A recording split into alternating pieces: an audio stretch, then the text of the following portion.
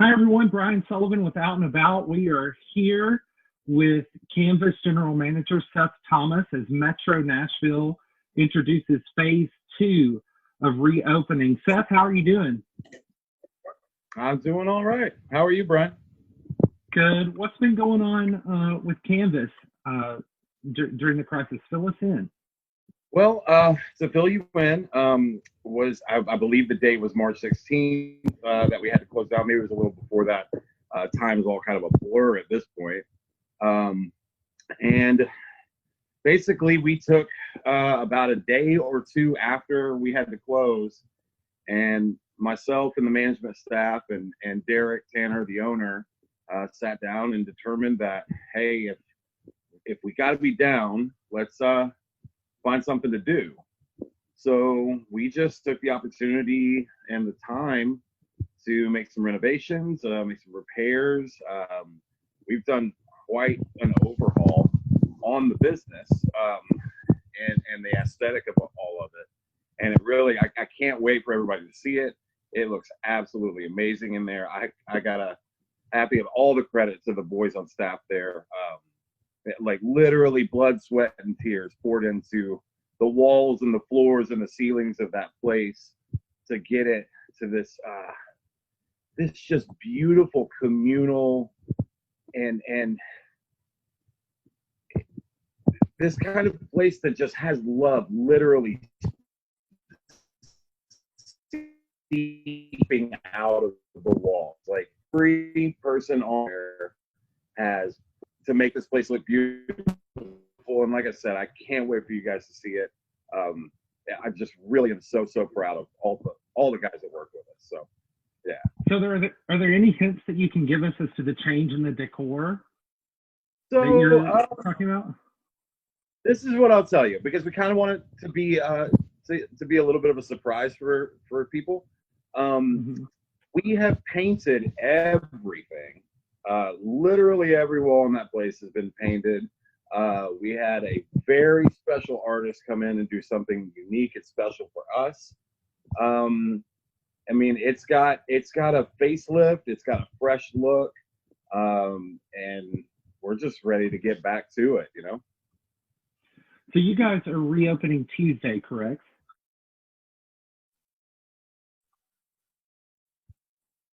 So Tuesday is slotted for our reopen. There's some restrictions, and we're operating under a different kind of concept than we normally do and what people are expected or have come to expect in the past. It's going to be a little more of a low-key kind of restaurant situation for the time being, because we just felt that if we were to open back up under our standard concept of business operations, because of us being such a high energy, like party level kind of environment, we thought that it would be irresponsible for us to kind of turn the party back on. You know, after a couple of paint rollers, you know, people get close and you kind of forget what the rules and restrictions and the regulations are. And we just thought it was probably the most responsible for us to be able to kind of keep things low key, get people in, and let them see the place and let them get back to some kind of normalcy, but also maintain some responsibility, and the health and safety of the staff is really our top priority. I mean, to be quite honest, even reopening in this phase now is a little nerve-wracking. I mean, it puts myself and 14 or 15 of my very dear true friends, coworkers, brothers, sisters, you know, family. It truly isn't. And it's putting them at risk, and we just want to be as careful as possible. How has it been transitioning your bartenders into essentially the role of server, security guard, health expert? How has it been training your team on that? Training the team has been, like, communication is the core of all that, but we're blessed in the skill and the craft that these guys and have that work for us. I mean, these guys are capable of anything, and everybody on staff there, like, all I have to say is, like, I'm sorry, this is going to be different. Here's what we're going to do. And then they move forward, and there's usually rarely any kind of adjustments that need to be made. They're just doing just about anything and everything. I mean, hell, Brian, basically we've all been subcontractors, like construction workers, for the last 2 months, and they were even able to do that. So again, going back to how proud I am of those guys. But yeah. Well, just to go over some of the restrictions for our viewers and readers, the bartender, a customer can't order directly from the bartender or at the bar. They have to go through a server, correct? Yes, so we will open under a reservation situation. We have limited capacity, and we can get about 40 people in the building. Basically, how it's all going to work is we're going to send out a letter to our Canvas community. We're going to explain kind of what we're going through right now and what the changes are that are being made temporarily, and open under this more restaurant kind of concept. You can go to tableagent.com and search Canvas, and starting Tuesday, you'll be able to make reservations moving forward. And there's more details on what's going on with all that on our Table Agent website. You can also visit canvasnash.com. It's a brand new website we just put up. We're really proud of it. Love everybody to go over there and check out what we've got going on there. But basically, as far as the rules go, the way it works is you get a reservation, you'll have a table. Upon approach, the host will greet you with a temperature, like a forehead thermometer gun thing. You know, you've seen these on TV, you've seen people use them. Everybody will be checked in, make sure that we're not showing any signs of fever. We'll have a little bit of a release form to sign that basically says that you attest to your best knowledge that you haven't been in contact with anybody, you're not feeling symptoms, and you're not putting others at risk. And then you'll be sad, and then you'll be greeted just in the traditional way that you go to a restaurant. Though your server is going to have a mask, and your server will be maintaining some distance, but no doubt taking care of those tables with all the care and love that we typically give to Canvas. And then, yeah, unfortunately, right now, patrons can't approach the bar and have that kind of interaction with the bartender. But if you show up, we've got something very special on our menu that's going to give you a little taste of that, like, bartender patron love in kind of a unique way that we can do there at Canvas. I know you make a very strong drink, sir, and I can attest to that personally. You make very good drinks. Are there any? Yeah, we're famous. We're infamous. I don't know. You know? Are there any special concoctions or additions to the menu that people will see when they come Tuesday? Did you catch that? Yes. So I'm glad you asked that question. Actually, I'm really excited about this. Sorry. Agasha, can you hear me? Yeah. I got you. So I'm glad you asked that question. I'm actually really excited about this. We are going to unveil 3 new products to our menu that are going to be a lot of fun. It's going to be it's going to enable us to be a little more creative with things and to give something that's like fresh and natural and unique to not only Canvas, but the bars in the gay community as well. I got my hands on these shot chiller machines, and what we're going to do is I've got 3 different products coming out. You can get an ice cold chilled shot with a cute little garnish, and we're going to do a bacon infused Jack Daniels served with a candied bacon like chaser, garnish. We're going to do Tito's infused with our fresh citrus. A lot of y'all know that we squeeze our juices fresh every day. So we're going to use that and do infusions that way. And then we're working on a peach and jalapeno tequila as well. And it'll give this like fresh, natural kind of infusion kind of thing that we've kind of wanted to do for a while. We're not quite sure how to. And I think we've tapped into it and figured it out. And the best part about it all is that it uses no waste. So it's environmentally friendly. We get to use things that otherwise would just be thrown away in other situations, and we get to turn them into something fresh and cool. So you talked a little bit about what people can expect when they come in. You said that there was going to be a reservation link. Will that link be up Tuesday before you open at 4? Absolutely. The announcement's going to be made most likely tomorrow evening, and that will unveil all the details and get all the information to anybody that wants to book. And we will post that as soon as we get it. You can find that on outandaboutnashville.com as well. When people are coming in, you mentioned something that many of the others have not before. You will be taking customer temperatures as well, or just yes. Yeah, the staff will be checked upon approach every single day when they come in to clock in for their shift. The customers will be checked as well. Okay. And when they come in, are they required to wear a mask when they're not eating or drinking, or is that sort of optional? And do you have masks on hand to offer them if they request them? So all of the staff will be wearing protective gear at all times. Customers are encouraged to wear masks, but it's not required. We do have some on hand. And I actually, as far as another surprise goes, I actually just got a shipment from our dear friend Cappy Ortiz at Adventure Kid Designs. He had some special canvas masks made up for us, and they look incredible. Yeah, so we will have all of that stuff. We've got multiple sanitizing stations all over the bar, signage, sections taped off, and we want to just be meticulous and vigilant on how compliant and how protecting we are of our patrons and our staff.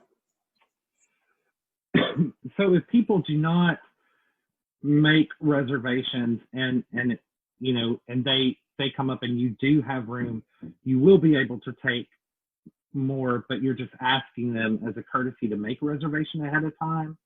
That is a possibility. What we're going to try to do with that is if we come to, say, next Thursday and we don't have and we have open tables, we'll post on our socials, Instagram and Facebook, about what's available, and people can make a reservation at that point, or you can come and you can try to do a walk-in.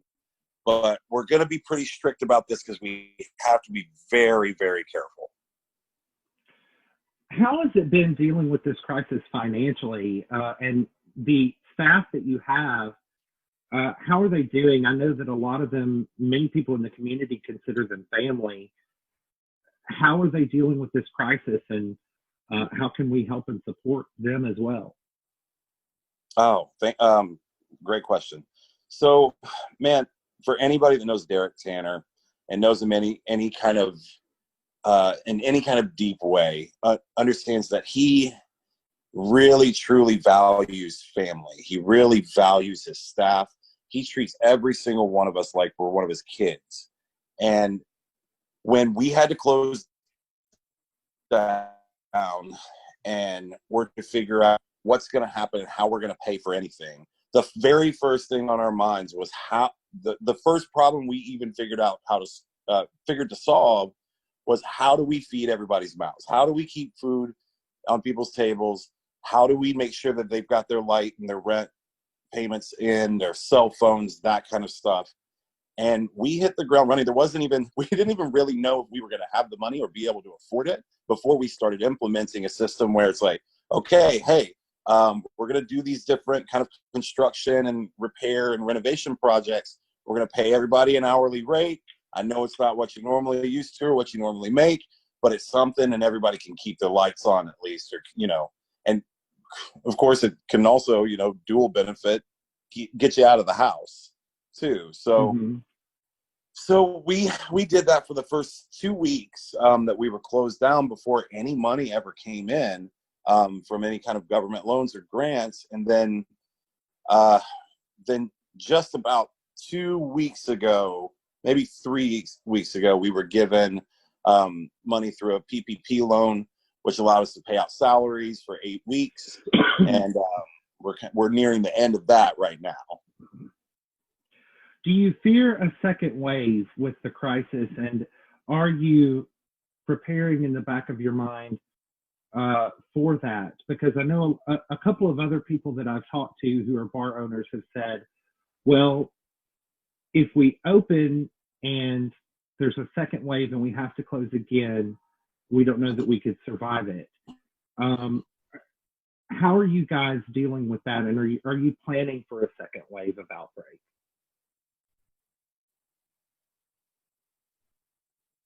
Don't ever operate under fear. We want to be as responsible as possible. We would not be opening if we didn't feel that we could handle a situation where we need to be making sure that it is completely regulated. Who knows? I don't know. And I guess we have to cross that bridge if or when we come to that. Let's hope not. But if there's a second wave coming, it wouldn't be because of Canvas being irresponsible, you know? Sure. What people who maybe don't feel ready to come out yet, are there ways that they can support Canvas? Is there any type of GoFundMe for the staff or anything that they can contribute to help? If maybe they don't feel like they're ready to go to Canvas, is there a way that they can support you all? Yeah, absolutely. So, for anybody that is watching this, I'd like for you to understand that while we are reopening and we are getting back to some kind of normal, I still have to operate at half capacity, which means half the staff, which means half the sales, which means, half the money coming in. So there still is a need. Some of us are more financially fortunate than others. And there are others on my team that hurt a little bit. So anything that you can give is greatly appreciated. I would encourage anyone to go to our Facebook page and you might have to go back a few posts to find it, but there's a letter to the Canvas family. It lists out a bunch of quirky kind of things that we're offering for your donation. So if you donate something to us, you're going to get something out of it, and you got a bunch of options to choose from. The way to go about doing that would be, first, you should read that letter on Facebook, and then you can give to Canvas directly through Venmo at Canvas-Lounge. Okay. At Canvas-Lounge. Is there anything that you want supporters and the family of Canvas that was so used to showing up and has gone without seeing you all this time? What do you want to say to those people who miss their safe space? We freaking miss you guys. Like, I want you guys back so bad. I want you back. Like, just seeing your face, it warms my heart. It brings a smile to mine. In an unfortunate circumstance, we recently lost somebody very dear to the Canvas family. Last night, we held a little memorial service for Jonathan Bobby Weeks at the bar with a very, very small group of people. And just to see those faces again, sorry, I'm trying not to cry. Just to see those faces again, just filled me with love. I want to see everybody. We want to get you guys in there. We've worked very, very hard to put something together that is new and fresh, but it's still the love and the care and everything that you've come to expect from Canvas. We just want to see you guys back. We're ready to get back to this as soon as possible. But we got to be careful, and we will be careful. That is a promise that I will make to each and every one of you, is that everyone at Canvas will be absolutely meticulous about how careful we are and how we treat each other and how we are respectful with each other and how we conduct ourselves through this weird time that we're in. Well, Seth, anything else that I didn't ask that you want the public to know? Just to reiterate, I guess go check out our new website, canvasnash.com. It's pretty cool. We'll have some new pictures. You'll get to see some of our new renovations and stuff. Those are going to go up on the website here shortly. So even if you can't get a table, if we're too booked or it's, we can't get you in there in a couple weeks, you can still go on and kind of see some stuff. You can donate still, and it's always welcome. We'll give you something in return, but donate through Venmo at Canvas Lounge Canvas-Lounge. And that money goes directly to us. We don't have to pay fees to a GoFundMe, Kickstarter type crowdsourcing situation. So that can get directly to our staff and supplement them for whatever financial needs that they have. And we love you guys. We love y'all so much. That's what Canvas does. We literally have the words love written on the wall. We want you guys back. We love you, love you, love you so much.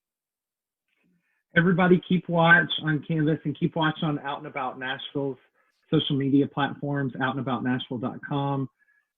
Seth, thank you so much for joining us. We really appreciate it. And we look forward to seeing you guys Tuesday. That's awesome. I'm so glad to have seen you, Brian. I love you too. Take care, all right?